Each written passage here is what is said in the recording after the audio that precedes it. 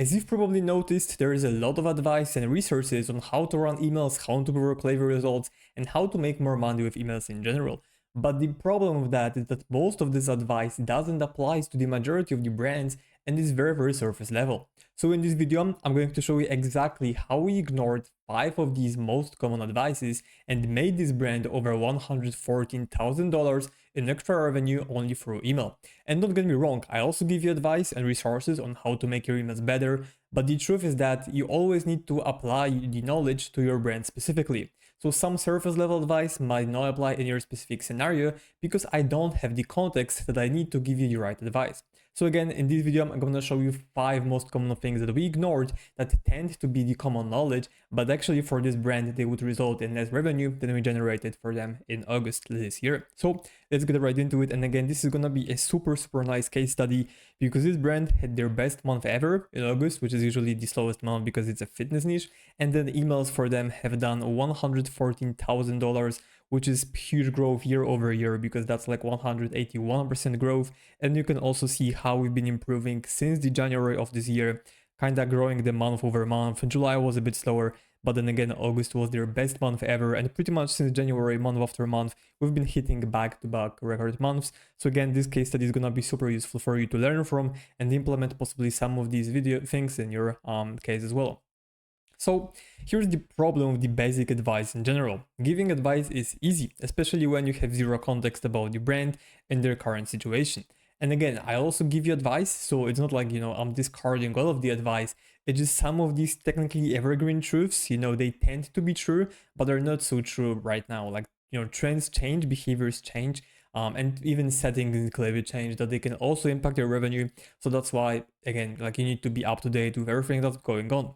One of the worst things that other marketers love to do is operate based on benchmarks and universal advice, right? So aside from them and even me not having context for a brand, a lot of people they're gonna be like, hey, let's Google what's the benchmark for click rate, and they're gonna try to achieve that. But again, the issue of that is that every single brand is different, and while there are some universal truths or fundamentals, whether it's marketing, emails, or whatever else, or even e-commerce as a whole, everything should always be tailored to your brand specifically, because only you know your current situation and you know how the brand works and so on. So in this video, I'll show you how we ignored the top 5 most common tips and made this brand more money by doing so. So the first basic advice is gonna be that, whenever selling high ticket items, people tell you to not email your list too often and make sure that you have long time delays. And the reason behind is that, it's a big purchase, people need to spend a lot of money, so probably they don't like to be nurtured, contacted, or whatever.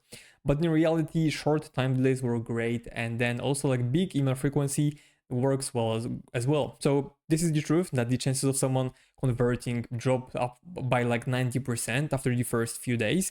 So we want to target them and contact them as much as possible at the beginning after they join the list. Like, yes, of course, and also like everyone buys differently. Some people, they only need surface level, knowledge to make a purchase. Some of them will need more time. They need to do more research. They need to think about it. They need to go through all of the other options they have available and only then make a decision.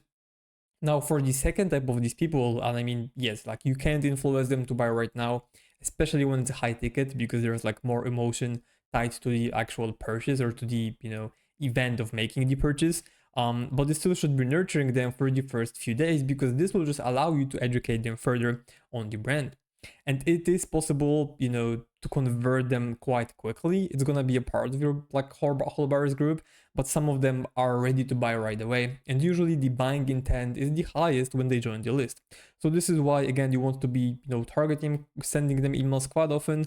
And it also usually doesn't make sense to wait 3 to 4 days to send them a second welcome email, because usually when they're joining your list, this is when they're soaking up the most, they're learning the most about your brand. So just keep doing so and emailing them quite frequently, having like, 1 or 2 time delays. And in this case, for this brand to be again super specific about this example, we have a quick and quite condensed 5 email welcome flow that someone receives in 2.5 days after they join the list, and then we nurture them with campaigns. So we have 12 hours delay between every single email, and if someone doesn't buy after going through this welcome flow, this is fine. We just keep nurturing them over days, weeks, months until they make a purchase, until they pull the trigger. And this is, pretty much why you need to do it, because again, there's going to be different types of people, different types of buying behaviors, so you kind of need to have a setup that allows you to convert both. Now, basic advice number 2, which is going to be that email is only a retention tool. And I mean, nothing wrong with that, because email is a great retention tool, but it's also a great acquisition tool. You will quite often hear people talk about how great emails are for retention, generating more repeat orders, increasing LTV, getting people to buy for the 10th time or whatever. And all of that is true, but it isn't the only way to think about emails. For this brand specifically, most of their email revenue was driven by new customers, because it was 1 in a 10 years kind of purchase. So usually when they make a purchase, they don't need another thing for like 10 years. So they are not going to be buying, making repeat orders unless, okay, there are a few scenarios where they would, but like the majority, like 95% of them won't be buying for the second time in quite some time. So we still managed to increase their email revenue heavily by just sending more campaigns, optimizing welcome flow and other pre-purchase flows. Again, mainly we focused on acquisition for this brand, and you've probably seen like 30, almost 3% of the revenue was coming from emails, and the big part of that were pre-purchase flows. Obviously campaigns as well, they did like 30K, but flows were driving the majority, were welcome flow. I think it did like 30K out of these numbers, so like pretty much 1/4 of this whole number was driven by the welcome flow alone, and then all of the other pre-purchase emails, and so on. Now, basic advice number 3 is going to be focusing on email attributed revenue rather than focusing on the total revenue generated and month-over-month growth. And that's because attributed email revenue can easily be inflated. I mean, I can go into your Klaviyo account right now, change a few things here and there, and your attribution or like attributed revenue would increase, but your total revenue would decrease or be the same, which doesn't make sense because you can just not exclude false opens, bot clicks, set your attribution window to 15 or 30 days, and then not exclude subscription revenue. This way, you get a perfect picture of like, hey, our email is driving 50 or even 60% of our total revenue. But again, it's not good because you're pretty much just inflating the numbers. And for this brand, we had better months in terms of percentage attributed revenue, sitting at like 34, 35, even 40% for some of the months. But in reality, this was their best month ever in terms of total generated revenue. And this is what you should be always focusing on, because your emails in general, they won't really generate sales, but just rather attribute the revenue if you're following these best practices. So again, just the best thing is to set like attribution window to maximum of 5 days, exclude false opens and bot clicks, and then just try to pretty much target as many new customers as possible. And again, focus on total email revenue rather than only percentage of the email revenue, because it's very easy to say like, hey, I'll get your email revenue to 50%. And I mean, I will without doing anything else. I'm just going to change a few settings and there you go. That's why again, focus on the revenue generated, not attributed. Now, basic advice number 4 would be optimizing your click rate and making it at least 1%. And this is an example of, again, benchmarks. So people love benchmarks, and I kind of understand it because it's very easy to be like, this is our North Star. This is what we're trying to achieve, and this is fine. But what should be the ideal scenario is that you're optimizing for total clicks and unique clicks. And again, that you are optimizing for getting more of them every single month. Now, benchmarks have their place, but click rate is not really where they apply. Mainly because just like attributable revenue, it's very easy to manipulate this metric and just artificially inflate it. Just an example, you can send any campaign to your most engaged segment of 1,000 people, and when 30 of them click, there you go, 3% click rate, which is an amazing result. 3% click rate for emails is very good. But then what we did for this brand is, instead of focusing on total clicks, we tried to focus on total clicks instead of click rate. So instead of sending to small segments like the example above, we went super broad, and then using the example above, we could target 10,000 people. And even with 0.6% click rate, which is way worse than 3%, you would still get 60 clicks, which is technically twice as many as you would in the previous example. So again, for this brand, instead of focusing on click rate and targeting super small and engaged segments, we just went as broad as possible to generate as many unique and total clicks as possible. And this is pretty much why we were able to make so much money, because again, we were not trying to just show off the numbers, being like, hey, we are making you 3% click rate from campaigns or like 2% click rate.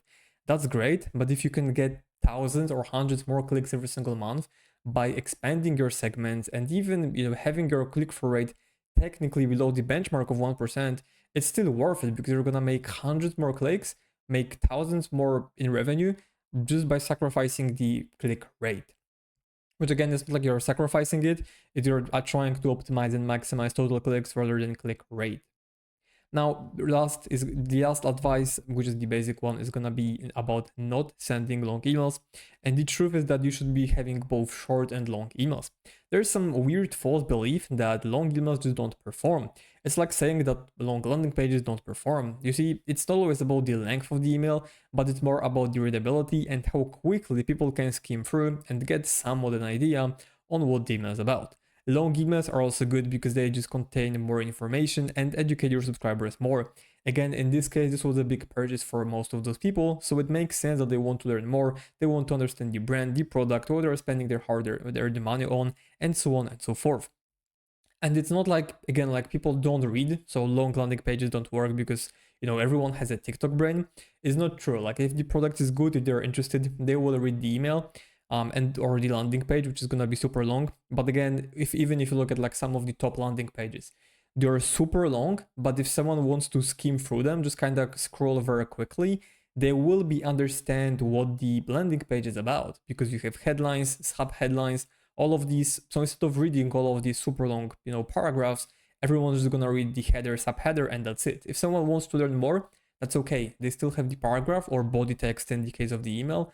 But then again, it all comes down to having the right structure for the emails and making sure that they're optimized for reading quickly as well as like containing more information for those who just want to have more information. Every single piece of the information they get makes them also more aware and more likely to purchase from you as a result. So in general, don't be afraid to send long emails too. This is what we did for this brand. We had plenty of long emails as well.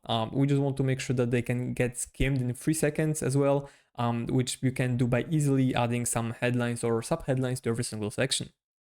So that's pretty much it for this video. Again, if you run an e-com brand doing over 50K a month in revenue and want to optimize your email further to maximize for total revenue and not some vanity metrics which don't really matter, then you can book a call with me using the link below this video. Again, it's a free consultation. I'm just gonna go through your account, let you know how you can improve your results. And if you want to, you can work with me and my team where we fully manage email for you. You don't need to lift a finger and you're gonna be getting results just like this brand. And I mean, just take a look at this beautiful graph, month over month growth, from January pretty much like almost 40K, and then a few months later in August 113K. So again, if you want to get results like that, book the call using the link below this video. But other than that, I hope you enjoyed this and see you in the next one. Cheers.